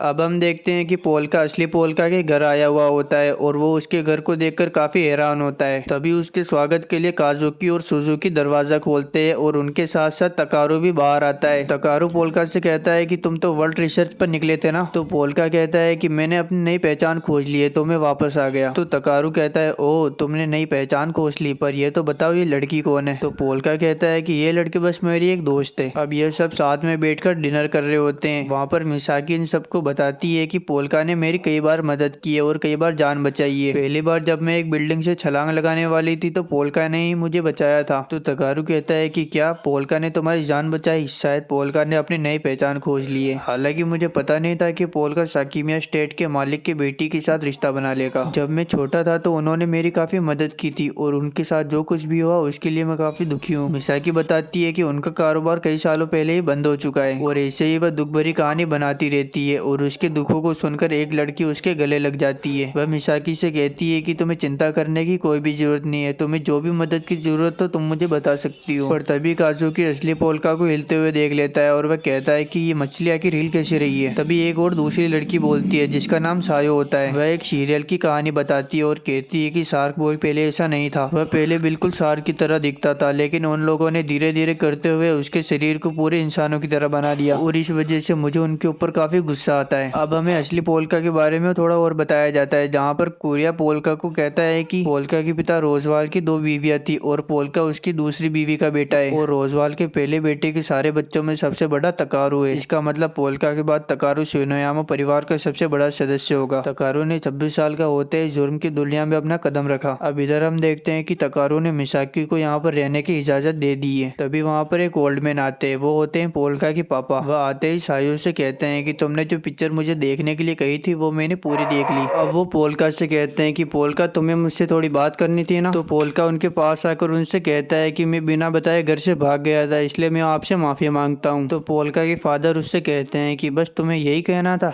पागल लड़के, अपना ध्यान रखना, तुम बस घर वापस आ गए, ये बहुत बड़ी बात है। अब पोल्का के फादर उससे कहते हैं कि मुझे तुमसे अकेले में बात करनी है और यह दोनों एक कमरे में आ जाते हैं। वहाँ पर आने के बाद वो पोल्का से पूछते हैं कि अब तुम मुझे बता सकते हो। तो पोल्का इधर उधर की बातें करने लगता है और कहता है कि मैं एक भविष्य बताने वाला बन गया हूँ और मुझे आपसे थोड़ी मदद की जरूरत है। वो क्या है कि मेरे दोस्त के ड्रोन को एक पुलिस वाले ने पकड़ लिया है। ये सुनने के बाद पोल्का के डैड उससे कहते हैं कि ओ ये बात है, तो तुम मुझे अब असली बात बताओ कि असली पोल्का कहाँ पर है। यह सुनकर पोल्का कहता है कि ये आप क्या कह रहे हैं, मैं ही असली पोल्का हूँ। पर रोजाल वापस से वही बात कहता है कि तुम पोल्का नहीं हो, बताओ असली पोल्का कहाँ पर है। पर पोल्का वापस कहता है कि मैं ही असली पोल्का हूँ, ये आप कैसी बात कर रहे हैं। तभी रोजाल को गुस्सा आ जाता है और वो अपनी तलवार को पोल्का की गर्दन पर रख देता है। वह कहता है कि मुझे पता है कि तुम असली पोल्का नहीं हो, अब तुम मुझे चुपचाप से बता दो कि असली पोल्का कहाँ पर है। इधर पोल्का काफी बड़ी टेंशन में होता है। तभी अचानक से उसे एक डेंजरस एंटिटी की प्रेजेंस महसूस होने लगती है और वह पोल्का के फादर को कहता है कि काजुकी और सुजुकी मुसीबत में है तो मुझे उन्हें बचाना होगा। रोजाल थोड़ा सोचता है पर बाद में वो पोल्का को जाने की इजाजत दे देता है और पोल्का वहाँ से चले जाता है। तभी रोजाल की फर्श के नीचे से एक आवाज आती है। वह रोजाल से कहता है कि आपको उसे मार देना चाहिए था, पर रोजाल कहता है कि अरे इतनी जल्दी क्या है। अब हमें काजुकी और सुजुकी का पास्ट दिखाया जाता है, जहाँ पर वह अपनी बड़ी सिस्टर से कहती है कि मेरा बैग जंगल में खो गया है। तो उसकी सिस्टर कहती है कि तुम चिंता मत करो, मैं तुम्हारा बैग लेकर आती हूँ। और वो जंगल में उसका बैग ढूंढने के लिए चली जाती है, लेकिन वह देखती है कि उनके परिवार को 2 लोग मारने की बात कर रहे थे। सुजुका वहाँ से तेजी से भागने लगती है, पर उनमें से एक आदमी को सुजुका के बारे में पता चल जाता है और वह अपनी ताकत से एक भयानक विस्फोट करता है जिसमें सुजुका जल जाती है और उसकी पूरी बॉडी एक राख में बदल जाती है और सुजुका एक आत्मा बन जाती है। पर फिर भी वह काजुकी और सुजुकी की रक्षा के लिए हमेशा साथ रहती है। अब हम प्रेजेंट में देखते हैं, जहाँ पर पूरे मेंशन में एक खतरनाक आग लग चुकी है और मेंशन के अंदर काजुकी और सुजुकी होते हैं। तभी एक आदमी उनके पास आता है और उन दोनों को वहाँ से निकालने की कोशिश करता है और बेसमेंट में लेकर आ जाता है। वह कहता है कि हम लोग इस दरवाजे से बाहर निकल जाएंगे, पर तभी काजुकी को याद आता है कि यहाँ तो कोई ऐसा दरवाजा है ही नहीं और उन्हें उस आदमी के ऊपर शक होने लगता है। तभी वह आदमी अपना असली रूप दिखाता है और उसके हाथों से बिजलियां निकलने लगती है। वह इन दोनों से कहता है कि तुम दोनों को इस दरवाजे के बाहर जाना ही होगा, वरना मैं तुम दोनों को मार डालूंगा। इधर हम देखते हैं कि सुजुका की आत्मा इन दोनों को बचाने की बहुत कोशिश करती है, पर वो उन्हें देख ही सकती है, टच नहीं कर सकती। वह उन बच्चों को मारने के लिए आगे बढ़ता है, पर तभी मिसाकी अचानक से आकर उस आदमी को एक लात मार देती है, जिससे उस आदमी का नकली मास्क निकल जाता है। मिसाकी उसे देखते ही पहचान लेती है कि ये भी उसी की तरह एक किलर है। वह मिसाकी से कहता है कि आखिर तुमने तुमने मुझे कैसे पहचाना? तो मिसाकी कहती है कि मैं तो तुम्हें पहले ही दिन पहचान गई थी जब तुम मुझे देखते ही डरने लगे थे। मिसाकी उन बच्चों को वहाँ से भागने के लिए कहती है और वह उस आदमी से फाइट करने लगती है। ये टकला आदमी अपने हाथों से आग निकाल सकता है और मिसाकी को जलाने की कोशिश करता है, पर मिसाकी को इन सब से कोई भी फर्क नहीं पड़ता क्योंकि मिसाकी एक इंसान है ही नहीं। लेकिन तभी उसे शक होता है कि आखिर ये उन बच्चों के पीछे क्यों नहीं जा रहा। तभी वो आदमी कहता है कि वो दोनों मेंशन से बाहर नहीं जा सकते, पूरे मेंशन में आग लगी हुई है और वो दोनों फंसे हुए हैं। इधर हम देखते हैं कि काजुकी और सुजुकी एक जगह पर बैठे हुए हैं और इनका दम धीरे धीरे घुट रहा है। शायद हमारी वजह से जो सुजुका के साथ हुआ और इसी वजह से हमें सजा मिल रही है। अगर हम सुजुका से मिलेंगे तो हम उससे माफी मांगेंगे। और मेंशन की छत उनके ऊपर गिरने लगती है, पर तभी दो स्केलेटन के बड़े हाथ आकर पूरी छत को संभाल लेते हैं और वहाँ पर पोल्का पहुंच जाता है। पोल्का उनसे कहता है कि मैंने तुमसे कहा था ना कि तुम्हारी उम्र काफी लंबी है, तुम दोनों को चिंता करने की कोई भी जरूरत नहीं है और सुजुका तुमसे बिल्कुल भी नाराज नहीं है। पोल्का इन दोनों बच्चों को सही सलामत मेंशन से बाहर निकाल देता है और एक लड़की से बात करने लगता है। पोल्का अपने एवल आई से उससे देख रहा होता है। उसे पता होता है कि यह वही टकला है जिसने मेंशन में आग लगाई थी और काजुकी और सुजुकी को मारने की कोशिश की थी। वह उससे कहता है कि अब तुम नहीं बच सकते। यह सुनते ही वो वहाँ से भागने लगता है, पर तभी वहाँ पर मिसाकी आकर उसे लात मार देती है और वह दीवार के ऊपर चपटा हो जाता है। अब वह वापस अपने एवल मोड में आ जाता है और पोल्का और मिसाकी के ऊपर आग का हमला करता है। पोल्का अपने एवल आई का इस्तेमाल कर आग में देख रहा होता है। उसे पता चलता है कि उस आदमी के पीछे एक और आदमी खड़ा हुआ है। वह पीछे वाला आदमी उस टकले का सर लेकर जमीन के अंदर गाड़ देता है और हमें पता चलता है कि ये और कोई नहीं बल्कि है लेमिंग्स। अपना काम होने के बाद लेमिंग्स वहाँ से चुपचाप चला जाता है। अब हम देखते हैं कि एक आदमी जो पोल्का और बाकी सबके साथ डिनर पर बैठा हुआ था, वह रास्ते पर जा रहा होता है और कहता है कि मुझे लगता है कि उन सबका काम तमाम हो चुका होगा और जो कोई भी बचा होगा मैं उसे खुद ही मार दूंगा। तभी हम देखते हैं कि एक लेडी बाइक के ऊपर सवार होकर उसके पीछे आ रही होती है। जैसे ही उस आदमी की गाड़ी सिग्नल के ऊपर रुकती है तो वह लेडी भी अपनी गाड़ी को रोक देती है और उस मोटे को एक जोरदार मुक्का मारती है। और अगले सीन में हम देखते हैं कि वो मोटा किडनैप हो चुका है। उसे किडनैप किया होता है तकारू ने। वह उससे कहता है कि तुम्हारी इतनी हिम्मत कि तुमने मेरे परिवार के ऊपर नजर डाली। वह मोटा तकारू से कहता है कि मुझे माफ कर दो, मुझसे गलती हो गई। तो तकारू से कहता है कि अब तुमने बहुत बड़ी गलती कर दी, मैं तुम्हें माफ नहीं साफ कर दूंगा। अब दूसरी तरफ हम देखते हैं कि सुबाकी जुआरी भूतनाथ के पास आया हुआ होता है। वह उसे उन स्केलेटन वाली वीडियोस को दिखाता है। वह उससे उस बारे में पूछता है। भूतनाथ उसे बताता है कि तुम जिसे ढूंढ रहे हो वो कोई सीरियल किलर नहीं है, वो तो बस एक ऐसा इंसान है जो भटक गया है। अब सुबाकी उसे आग उगलने वाले कीड़े के बारे में भी बताने लगता है और उससे पूछता है। तो जुआरी भूतनाथ उससे कहता है कि तुमने मुझे जो कुछ भी बताया वो तो सिर्फ कहानी का एक पहलू था, दूसरा पहलू तो तुमने मुझे बताया नहीं और शायद मुझे लगता है कि तुम वो पहलू मुझे बिल्कुल भी नहीं बताने वाले। अब सीन चेंज होता है जहाँ पर हम देखते हैं कि इस टकले को पुलिस वाले लेकर जा रहे होते हैं। तभी अचानक से कार की छत पर आग से कुछ बनने लगता है। उसमें लिखा होता है कि यह दुनिया एक खराब प्रोग्राम है। तभी अचानक से उस आग उगलने वाले आदमी में आग लग जाती है। उसे देखकर बाकी सब लोग बाहर निकल जाते हैं और अचानक से वो कार ब्लास्ट हो जाती है और हमें पता चलता है कि वो जो आदमी था वो नकली आग उगलने वाला कीड़ा था और असली आग उगलने वाले कीड़े ने उसका काम तमाम कर दिया। अब हम देखते हैं कि पुलिस शिनोयामा के घर पर आ चुकी है। अब पोल्का भी असली पोल्का के डैड के पास वापस आता है और उनसे कहता है कि मुझे आपको सच्चाई बतानी है। तो पोल्का के डैड कहते हैं तुम्हें जो कहना हो कह दो। तो पोल्का कहता है कि मुझे आपसे अकेले में बात करनी है, तो आप अपने सारे साथियों को यहाँ से भेज दीजिए। उन सभी जासूसों के जाने के बाद पोल्का उन्हें सच्चाई बताता है। वह कहता है कि मैं इस दुनिया का हूँ ही नहीं, मैं एक दूसरी दुनिया का शक्तिशाली नेक्रोमेंसर हूँ और एक जादू की वजह से मैं पोल्का की बॉडी में ट्रांसफर हो गया। और वह अपने थोड़े से जादू को भी बताता है और उनसे यह भी कहता है कि मिसाकी ने पोल्का को मारा था। यह सुनकर पोल्का के डैड उनसे कहते हैं कि ओह तो ये बात है। तुम्हारी पूरी बात सुनने के बाद मुझे ये तो पता चल गया है कि पोल्का को इस लड़की ने मारा था और मिसाकी को मारने की धमकी देने लगता है। तो मिसाकी कहती है कि आप एक अच्छे इंसान है इसलिए मुझे आपसे डर नहीं लगता, अगर आप मुझे मार भी देंगे तो मुझे अफसोस नहीं होगा। अब पोल्का के डैड मिसाकी की गर्दन उठाए उससे पहले ही असली पोल्का बीच में आकर मिसाकी को बचा लेता है और असली पोल्का को देखकर उसके डैड भी उसे पहचान लेते हैं और उसे देखकर हंसने लगते हैं कि ये क्या हो गया पोल्का, तुम तो एक सड़ी हुई मच्छी बन गए। इधर पोल्का भी काफी खुश नजर आ रहा था। तो पोल्का के असली डैड अपनी तलवार वापस जेब में रख लेते हैं और वह इन दोनों से कहते हैं कि पोल्का खुश है तो मुझे कोई दिक्कत नहीं है। और इन दोनों से कहते हैं कि सच में अब पोल्का अपनी बॉडी में नहीं है और तुम एक शव देवता हो, है ना, और पोल्का को वापस उसकी बॉडी में भेजने के लिए तुम्हें एक नए शरीर की जरूरत होगी। इसलिए वो शव देवता को कहते हैं कि तुम अपनी आत्मा इस रोबोट वाली बॉडी में ट्रांसफर कर सकते हो। और असली पोल्का जैसे ही उस रोबोट वाली बॉडी को देखता है तो वह खुश होने लगता है और ऐसा लगता है कि असली पोल्का इस रोबोट वाली बॉडी में जाना चाहता है। तो शव देवता कहता है कि क्या तुम इस बॉडी में जाना चाहते हो ताकि तुम उड़ सको और ड्रिल का इस्तेमाल कर सको। अब हम देखते हैं कि पोल्का के डैड उससे कहते हैं कि अगर पोल्का को इससे कोई दिक्कत नहीं है तो मुझे भी कोई दिक्कत नहीं है, पर तुम्हें इसकी बॉडी का ख्याल रखना होगा। और जैसा कि तुमने बताया कि पोल्का को कोई मारना चाहता है तो उसका शरीर तुम्हारे पास सबसे ज्यादा सेफ रहेगा और मैं तुम दोनों को माफ करता हूँ क्योंकि तुमने मेरे 2 बच्चों की आग से जान बचाई है। अब पोल्का और मिसाकी वहाँ से जाने लगते हैं, पर मिसाकी असली पोल्का को गोद में उठा लेती है और उससे कहती है कि प्लीज मुझे माफ कर दो, मैंने तुम्हें मार दिया था। और यह कहकर वो पोल्का को गले लगा लेती है। इधर हम देखते हैं कि काजुकी और सुजुकी मिसाकी के पास आते हैं और वह मिसाकी और पोल्का को उनकी जान बचाने के लिए थैंक यू कहते हैं। तो पोल्का उनसे कहता है कि वो मैं नहीं था जिसने तुम्हारी जान बचाई है, बल्कि वो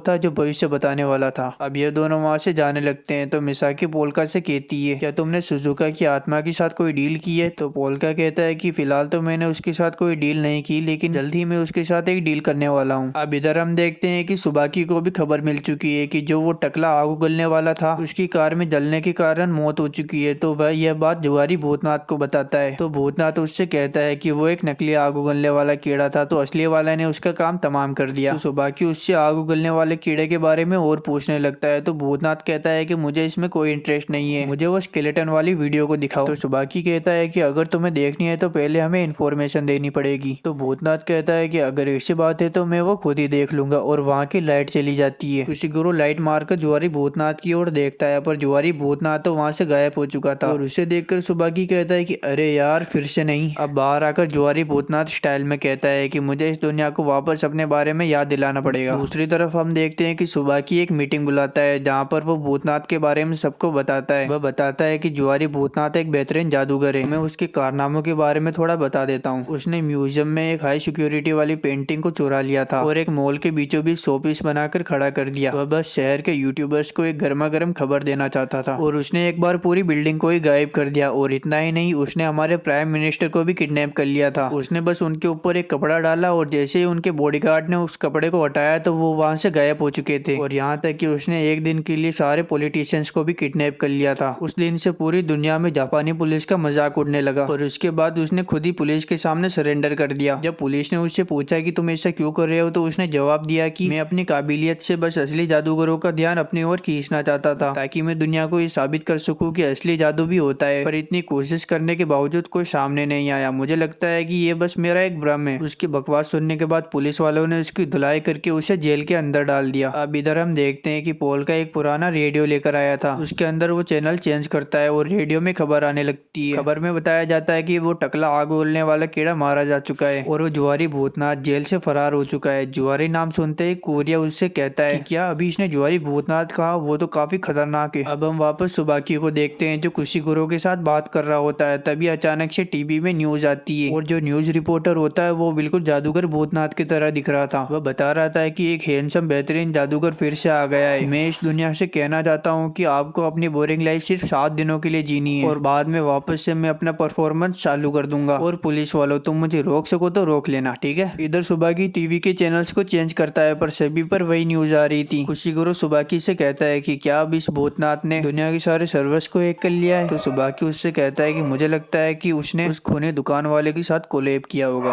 अब हमें वापस पोल्का को दिखाया जाता है। अब कोरिया पोल्का को जादूगर के बारे में और बताता है। वह कहता है कि जुआरी भूतनाथ एक बेहतरीन जादूगर था पर वो बहुत सनकी था। उसने ऐसे ऐसे काम कर रखे थे जिसने पुलिस वालों की नाक में दम कर रखा था। और वह पोल्का से कहता है कि क्या तुम्हारी दुनिया में कोई ऐसी एंटिटी एग्जिस्ट नहीं करती थी। तो पोल्का कहता है कि मैं अपनी कोयले की खदान से कभी बाहर ही नहीं निकला और उसके बावजूद मैंने कई लोगों के बारे में सुना था, जैसे खूनी राजा और आग उगलने वाला ड्रैगन। उसका साइज भले ही एक कार जितना था लेकिन उसने पहाड़ जितने कीड़े को हराया हुआ था। कोरिया उससे कहता है कि कितनी कमाल की बात है, तुम्हारी दुनिया में ड्रैगन्स एग्जिस्ट करते हैं। तो पोल्का कहता है कि मैंने तुम्हारी किताबों की कहानियों में उन्हें देखा था, तो मुझे लगा कि वो तुम्हारी दुनिया में भी एग्जिस्ट करते होंगे। अब इधर हम देखते हैं कि जुआरी भूतनाथ अंधेरी रातों में एक बिल्डिंग पर एक आदमी के साथ खड़ा होता है। वह असली आग उगलने वाला कीड़ा होता है। वह भूतनाथ को कॉल लगाता है। भूतनाथ उसके कॉल को उठाते ही पहचान लेता है। वह कहता है कि तुम इतने पास खड़े होते हुए भी कॉल क्यों कर रही हो, क्या तुम्हें ये पैसों की बर्बादी नहीं लगती। तो वो कीड़ा उससे कहता है कि तुम्हें आखिर मेरे बारे में पता कैसे चला। यह सुनते ही जुआरी भूतनाथ उसके ऊपर कार्ड से हमला करने की कोशिश करता है पर वो कार्ड हवा में ही जल जाता है। भूतनाथ उससे कहता है कि तुमसे मिलने के बाद मुझे ये तो पता चल गया कि तुम कोई असली जादूगर नहीं हो, बल्कि तुम भी मेरे जैसे एक हाथ की सफाई दिखाने खाने वाले इंसान हो। अब इन दोनों में फाइट शुरू हो जाती है। जुआरी भूतनाथ अपने ताश के पत्तों से फाइट करता है, पर वो आग उगलने वाला अपनी आग से सारे पत्तों को जला देता है। भूतनाथ वहाँ से डरकर भागने लगता है और आग से बचने के लिए गुब्बारों की मदद से हवा में उड़ने लगता है, पर उसकी किस्मत खराब होती है। ये एक एक करके सारे गुब्बारे फूटने लगते हैं और वह सीधा आग में गिर पड़ता है, पर वो उससे भी बच जाता है। पर उसके कपड़ों में आग लग जाती है और वह तेजी से भागने लगता है। अब वह अपने ताश के पत्तों की मदद से उस आग को काबू कर लेता है और वहाँ पर एक बड़ा सा धमाका होता है। और अगले ही पल हम देखते हैं कि जुआरी भूतनाथ आग उगलने वाले की छतरी पर खड़ा होता है और वह उसे अपनी टीम में आने का ऑफर देता है और उसे उन स्केलेटन वाली वीडियोस के बारे में भी पूछता है। अब सीन चेंज होता है, जहाँ पर हम देखते हैं कि पोल्का और मिसाकी आपस में बात कर रहे होते हैं। तभी उनके दरवाजे पर कोई आ जाता है और जैसे ही वो दरवाजा खोलते हैं तो एक बड़ी सी शार्क निकलती है। बाद में पता चलता है कि ये तो सायो है और उसके साथ उसका असिस्टेंट भी आया हुआ होता है।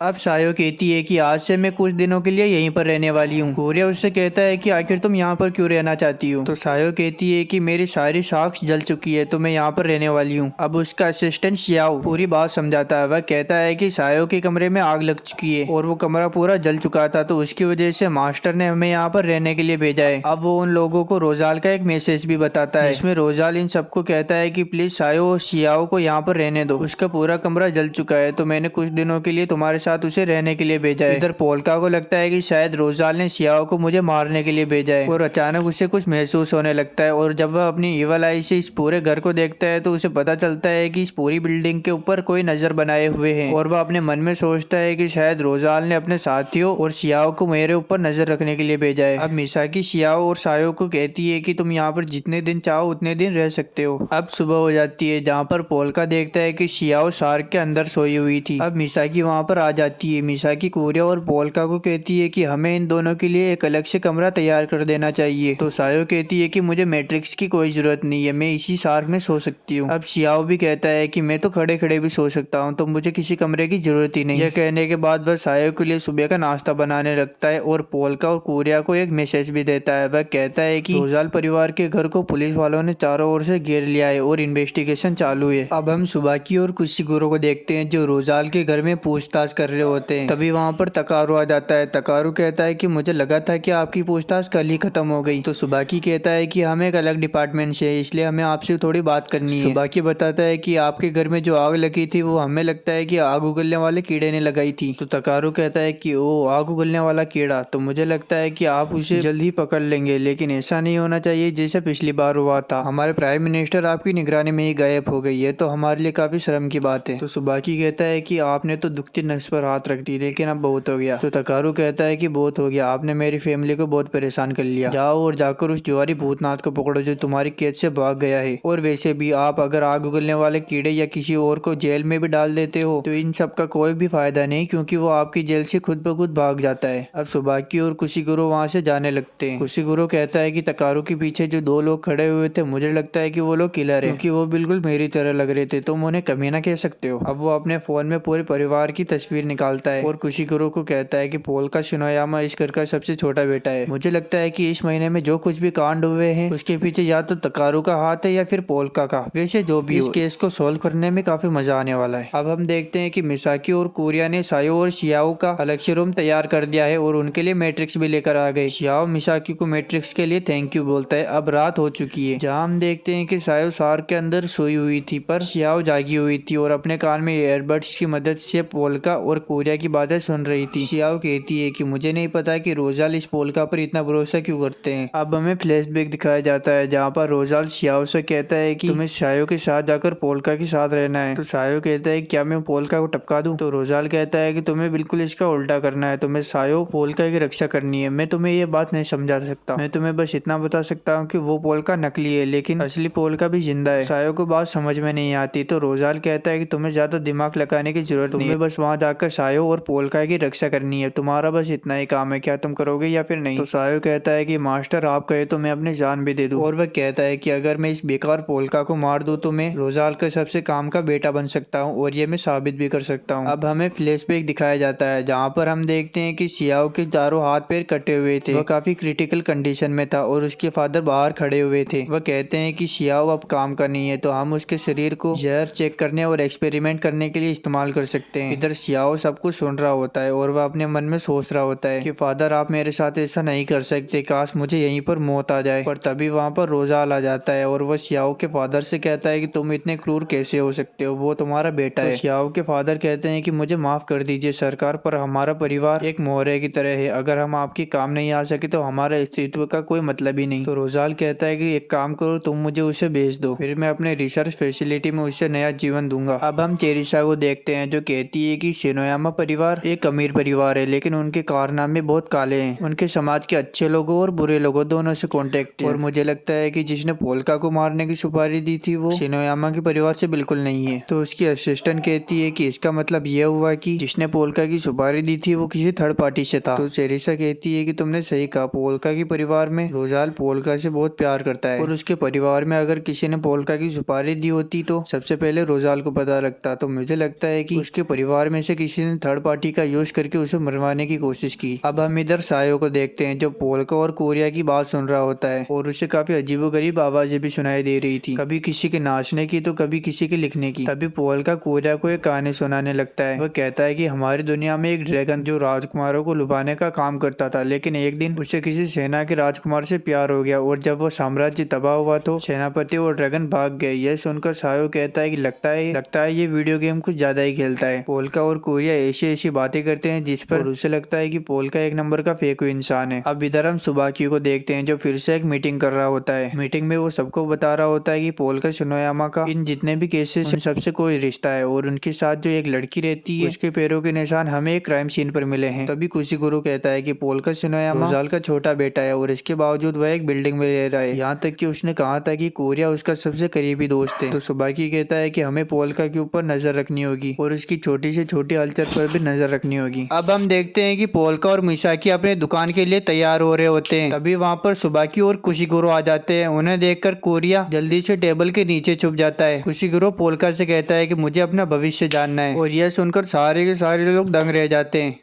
अब हम देखते हैं कि पोल्का सुबाकी को उसका भविष्य बता रहा होता है और वह जो कुछ भी बताता है वह सुनने के बाद सुबाकी को लगता है कि ये सारी इन्फॉर्मेशन तो मैंने इंटरनेट पर डाली थी। शायद पोल्का अपने कानों में एयरबड्स लगाकर किसी से बात कर रहा होगा। और थोड़ी देर बाद अचानक से पोल्का सुबाकी को उसकी एक चोट के बारे में बताता है, जिसे सुनकर सुबाकी शॉक हो जाता है। वह अपने मन में सोचता है कि ये बात तो सिर्फ मुझे और मेरे एक दोस्त को ही पता है। पोल्का उससे कहता है कि तुम्हारा जो निशान है वो काफी गहरा है तो उसे भरने में थोड़ा वक्त लगेगा। सुबाकी को पोल्का के ऊपर अभी विश्वास नहीं होता। तभी वो पेन अचानक से कुछ लिखने लगता है और उसे देखने के बाद सुबाकी काफी गुस्सा हो जाता है। वो उस पेपर को फाड़कर पोल्का का गला पकड़ लेता है और उसे कहता है कि आखिर तुम्हें कैसे पता। पर थोड़ी देर बाद वह नॉर्मल हो जाता है और पोल्का को उसकी उम्मीद से भी ज्यादा पैसे देकर वहां से चला जाता है। इधर शियाओ सोच रहा होता है कि आखिर उस पेपर में ऐसा क्या लिखा होगा, मुझे इनका पीछा करना चाहिए। और वह सायो से कहता है कि आज का डिनर मैं लेकर आता हूँ और यह कहने के बाद वह भी वहां से चला जाता है। इधर सुबाकी का ऐसा व्यवहार देखकर कुशिगुरु भी काफी हैरान होता है। अब हम देखते हैं कि सुबाकी और कुशिगुरु साथ में डिनर कर रहे होते हैं। तभी कुशिगुरु बातों बातों में सुबाकी से पूछ ही लेता है कि आखिर उस पेपर में ऐसा क्या लिखा हुआ था जिसे देखकर तुम इतना गुस्सा हो गए। तो सुबाकी बताता है कि मैं तुम्हें वो फिलहाल नहीं बता सकता, मैं तुम्हें वो फ्यूचर में बताऊंगा। इधर शियाओ छत पर खड़ा होता है। वह सोच रहा होता है कि ये दोनों पुलिस वाले हैं, अगर मैंने इनका पीछे किया तो इन्हें मेरे बारे में पता चल सकता है। और दूसरा मन बोल रहा होता है कि इनका पीछे करने से मुसीबत हो सकती है। पर आखिरकार पहला मन जीत जाता है और वह इनका पीछा करने के लिए तैयार हो जाता है। अब इधर हम देखते हैं कि एक आदमी अपने लॉकर को खोल रहा होता है और उसमें से एक स्क्रोल निकालता है और जैसे ही वो वहां से जाने वाला होता है तभी वहां पर एक फायर ब्रीथिंग बग आ जाता है जो उस आदमी को पल भर में ही राख बना देता है और पूरे कमरे को जला देता है। और वो बग वहां से निकल जाता है और आखिर में अपना साइन भी छोड़ देता है। उसके जाने के बाद हम देखते हैं कि वहां पर कोई और भी होता है और वो होता है जुआरी भूतनाथ। भूतनाथ उस स्क्रोल को उठा लेता है और उस पर जब देखता है तो उस पर एक सिंबल बना हुआ था। उसे देखकर वह सोचता है कि यह मेरे अगले शो का सिंबल बन सकता है। इधर हम कोरिया को देखते हैं जो पोल्का से कहता है कि आखिर उसमें ऐसा क्या लिखा हुआ था, जिसे देखकर वो इंस्पेक्टर इतना गुस्सा हो गया। तो पोल्का कहता है कि सच बताऊं तो मुझे भी नहीं पता, इसके अंदर जो आत्मा है इसी ने वो सब कुछ लिखा था। और इस पेन के अंदर एक इंस्पेक्टर की आत्मा है जिसका नाम है होसरागी। जब कोरिया उस पेन को वापस से वही सब कुछ लिखने के लिए बोलता है जो उसने सुबाकी को बताया था तो वह पेन मना कर देता है और कहता है कि ये मेरी पर्सनल बात है और अगर तुम्हें वो जानना ही है तो तुम्हें मेरे पछतावे को दूर करना पड़ेगा। अब इधर इधर हम देखते हैं कि सुबह की चेरिशा के पास आया हुआ होता है। सुबह की चेरिशा से सवाल जवाब करता है। वो उससे कहता है कि तुम्हें इस काम में पोल्का जैसे बच्चों को इनवाइट नहीं करना चाहिए, यह उनके लिए काफी खतरनाक हो सकता है। तो चेरिशा कहती है कि मैंने ऐसा कोई भी काम नहीं किया, मैंने बस पोल्का को अपनी बिल्डिंग इसलिए दी क्योंकि यह मेरे लिए एक अच्छा मौका था शिनोयामा परिवार के साथ अपना रिश्ता बनाने का। ये दोनों आपस में बात करते हैं और आखिर में नाम आता है हुसरागी का। सुबह की चेरिशा को कहता है कि मुझे पता है कि हुसरागी जिंदा है। तो चेरिशा कहती है कि मुझे इसके बारे में कुछ भी पता नहीं है। तो सुबाकी कहता है कि अगर वो जिंदा है भी तो मैं उसे ढूंढ लूंगा। अब इधर हम देखते हैं कि जुआरी भूतनाथ उस खूनी किराने वाले की दुकान पर आया हुआ होता है। ये किराने वाला इतना खतरनाक है कि इसने सरकार से डील की हुई है। इसी वजह से ये जैसे बाहर रहता था वैसे ही जेल के अंदर रहता है। किराने वाला ये एक ऐसी व्यापारी का नाम था जो व्यापार करने में काफी फेमस था। और ये जो खूनी किराने वाला है ये उस पीढ़ी का 5वां वंशज है और इसे काफी कुछ पता है। इसके दुकान की टेबल पर सब कुछ मिलेगा पर पैसों से उसे खरीदा नहीं जा सकता। जुआरी भूतनाथ उस खूनी दुकान वाले को इस निशान के बारे में पूछता है तो खूनी दुकान वाला उसके साथ एक डील करता है और आखिर में वो उसे उस सिंबल के बारे में छोटा सा हिंट देता है। वो उसे बताता है कि ये जो आड़ी लाइन है ये एक तलवार का निशान है। यह कहने के बाद वो रुक जाता है और जुआरी भूतनाथ को कहता है कि तुम्हारे लिए फिलहाल इतनी इन्फॉर्मेशन काफी है, अगर तुम्हें और जानकारी चाहिए तो तुम्हें और ज्यादा कीमत चुकानी पड़ेगी। उसके अगले पल हम देखते हैं कि जुआरी भूतनाथ के वो गुब्बारे वाले बलून उड़ रहे थे जिसके ऊपर भी वही सिंबल बना हुआ था। उसे देखकर पोल्का और बाकी सब हैरान होते हैं, यहाँ तक कि सुबाकी भी हैरान होता है और वो कुशिगुरो को कहता है कि उस पेपर पर जो लिखा हुआ था वो ये निशान था। और इसे देखने के बाद मुझे पता चल गया है कि जुआरी भूतनाथ का और इस सिंबल के साथ कोई तो रिश्ता है, हमें इसका पता लगाना होगा। अब सुबाकी के पास एक इंस्पेक्टर आता है जो सुबाकी को कहता है कि आपसे पुलिस HQ के हेड मिलना चाहते हैं। अब हम वापस पास्ट में देखते हैं जहाँ पर वो जुआरी भूतनाथ उस खूनी दुकान वाले से इंफॉर्मेशन निकलवाने के लिए जिद करता है पर वो खूनी दुकान वाला जादूगर भूतनाथ से कहता है कि उस इंफॉर्मेशन के बदले मैं तुमसे 3 बिलियन येन लूंगा। तो भूतनाथ उसे मना कर देता है कि मेरे पास इतने पैसे वैसे नहीं है, तो मेरे लिए अच्छा होगा कि मैं ये जानकारी खुद ही ढूंढ लूं। अब हम प्रेजेंट में देखते हैं जहाँ पर भूतनाथ अपने गुब्बारे के ऊपर बैठे हुए मांगा पड़ रहा होता है पर तभी एक शार्प शूटर उसके ऊपर गोली चला देता है और उसका काम तमाम हो जाता है। शूटर को लगता है कि जादूगर मारा गया पर तभी थोड़ी देर बाद टीवी पर न्यूज आती है। वो जादूगर भूतनाथ कहता है कि मेरे ऊपर अभी अभी जानलेवा हमला हुआ है और मुझे पता है कि ये पूरा कारनामा पुलिस का है और हाँ इस सिंबल के बारे में जिस किसी को भी पता हो प्लीज मुझे इस नंबर पर कांटेक्ट करना और हाँ इसके बदले में मैं तुमको 300 मिलियन येन दूंगा। यह न्यूज देखने के बाद कोरिया और पोल्का आपस में बात करते हैं। कोरिया कहता है क्या हम किसी मैजिक से इसे गायब नहीं कर सकते क्या? तो पोल्का कहता है कि ऐसा कोई भी मैजिक नहीं होता तो मैं किसी को भी गायब कर सकता था। पर तभी वहाँ पर सायो आ जाती है। सायो ये सारी बातें समझ जाती है। सायो इन सबसे कहती है कि मुझे पता है कि तुम रीकार्नेशन और मैजिक के बारे में बातें कर रहे हो और मुझे पता है कि तुम कुछ छुपा रहे हो, तो झूठ बोलने की कोशिश भी मत करना। अब इधर पोल्का और बाकी सब फंस चुके थे तो पोल्का हार मानकर उसे सारी बातें बताने लगता है और उसे अपने बारे में एडी से लेकर चोटी तक सब कुछ बता देता है और वह कहता है कि उसका काम होने के बाद वह पोल्का की आत्मा को उसके शरीर में वापस डाल देगा। इन सबको लगता है कि सायो इस बात पर बिल्कुल भी विश्वास नहीं करेगी पर सायो उन्हें बेझिझक बोलती है मुझे तुम्हारी बातों पर पूरा विश्वास है और यह कहने के बाद वह पोल्का को लेकर नहाने चली जाती है। इधर पोल्का और कोरिया आपस में बात करते हैं। कोरिया कहता है कि क्या हम किसी मैजिक के जरिए उसके दिमाग की याददाश्त को नहीं मिटा सकते? तो पोल्का कहता है कि पुरानी दुनिया में यह काफी आसान था पर इस दुनिया में काफी गड़बड़ हो सकती है। अब इधर हम सायो को देखते हैं जो स्नान कर रही होती है और उसे इस तरह देखकर पोल्का लालम लाल हो रहा होता है। तभी मिसाकी भी उसके पास आ जाती है। मिसाकी उससे कहती है क्या तुम्हें पता है कि पोल्का को मैंने मारा है? तो सायो कहती है कि हाँ मुझे पता है कि उसे तुमने मारा है पर चाहे जो मुझे पता है कि पोल्का ने तुम्हें माफ कर दिया है। मिसाकी उससे कहती है क्या तुम्हें डर नहीं लग रहा है कि मैंने पोल्का को मारा और अब मैं तुम्हारे सामने खड़ी हुई हूँ? तो सायो कहती है कि मुझे तुमसे डर नहीं लगता, जब पोल्का ने तुम्हें माफ कर दिया तो मैं कौन होती हूँ तुम्हें सजा देने वाली? मिसाकी उसकी बातें ध्यान से सुनने लगती है। सायो उससे कहती है कि पोल्का एक रहमदिल इंसान था, वो किसी को भी जल्दी माफ कर देता है और हाँ मुझे तुमसे बिल्कुल भी डर नहीं लगता, यहाँ तक कि मैं चाहूँ तो यहीं पर तुम्हें खत्म कर सकती हूँ पर मैं ऐसा नहीं करूंगी क्योंकि अच्छी सार किसी को भी नहीं मारती और तुमने मेरी पूरी सार्क वाली बात सुनी तो इसका मतलब तुम एक अच्छे इंसान हो और सार्क सच्चे इंसान को कभी नहीं खाती। और बातों बातों में ये दोनों काफी करीबी दोस्त बन जाते हैं। अब ये दोनों बाहर आने के बाद भी एक दूसरे से चिपके हुए थे। कोरिया उससे कहता है कि क्या तुम्हें पता था कि इस सार्क के अंदर पोल्का की आत्मा है? मुझे पता है कि इसके अंदर पोल्का की आत्मा है पर इसके अंदर एक दूसरी भी आत्मा होगी जो आपस में लड़ रही होगी। तुम्हें पता था कि इसके अंदर पोल्का है फिर भी तुम इसे लेकर गई, उसे तुम्हारा कपड़े उतार कर देखना अच्छा नहीं लगा होगा। तो सायो कहती है कि मुझे इससे कुछ भी फर्क नहीं पड़ता, मुझे बस एक बात का दुख हो रहा है कि पोल्का एक शार्क बना हुआ है। तुम एक काम करो पोल्का को मेरी बॉडी में ट्रांसफर कर दो और मुझे एक शार्क बना दो। अब ये लोग सीरियस बात करने लगते हैं जहाँ पर ये उस निशान के बारे में बात करते हैं। कोरिया कहता है कि मुझे लगता है कि जादूगर भूतनाथ भी तुम्हारी दुनिया से आया हुआ है, इसलिए उसे इस निशान के बारे में पता है। तो पोल्का कहता है कि ऐसा बिल्कुल भी नहीं है, अगर वो मेरी दुनिया से आया हुआ होता तो उसे इस निशान के बारे में सब कुछ पता होता, और वो तो इस निशान के बारे में दूसरों से पूछता फिर रहा है। तो कुरिया कहता है कि हो सकता है कि तुम्हारी तरह ही कोई रिकार्नेशन वाला मैजिक करके इस दुनिया में आ गया हो। तो पोल्का कहता है कि मुझे वो रिकार्नेशन मैजिक करने के लिए 1 साल की ट्रेनिंग लगी थी, और मुझे नहीं लगता कि कोई उसे इतनी आसानी से कर सकता है। कुरिया कहता है कि मैं सिस्टम में इस सिंबल के बारे में जानकारी निकालने की कोशिश करता हूँ, और जैसे वो कंप्यूटर में पुलिस की छानबीन करता है तो उसे सुपरिटेंडेंट जनरल जीरो की इंफॉर्मेशन मिलती है। तभी वो पेन लिखने लगता है कि 1 साल पहले ये मुझे यानी होसरागी के पीछे पड़ा हुआ था। उसे देखकर कुरिया कहता है कि ये तो मुझे शक्ल से ही काफी खतरनाक लग रहा है। अब इधर हम सुबारू को देखते हैं जो सुपरिटेंडेंट जनरल जीरो के सामने खड़ा हुआ होता है। जीरो उससे कहता है क्या तुम सिस्टम में एक पुर्जे की तरह आराम से फिट हो सकते हो। तो सुबाकी कहता है कि सच बताऊं तो इस काम में मैं माहिर हूँ। तो जीरो कहता है कि वो जो निशान है उसके बारे में जादूगर भूतनाथ को जरूर पता होगा, और एक बार तुमने उसे जेल में भी डाला था, तो मुझे लगता है कि तुम्हें उसका ज्यादा एक्सपीरियंस होगा। तो मैं चाहता हूँ कि तुम इस पूरे केस को लीड करो। अब मैं तुम्हें हायर पोस्ट पर तैनात कर रहा हूँ और तुम पूरे डिपार्टमेंट को कंट्रोल कर सकते हो। अब इधर हम भूतनाथ को देखते हैं जो फोन पर बात कर रहा होता है। वह कहता है क्या तुम्हें कुछ पता चला कि अभी अभी पुलिस के सर्वर्स को कौन हैक कर रहा था। तो फोन वाला बोलता है कि जिसने भी अभी पुलिस के सर्वर्स को हैक किया है वो अभी आपके शहर की एक बिल्डिंग में है, और वो उस भविष्य बताने वाले की बिल्डिंग है। तो भूतनाथ कहता है कि ओ, तो मुझे लगता है कि अब मुझे उस भविष्य बताने वाले के पास जाकर सब कुछ पता लगाना पड़ेगा।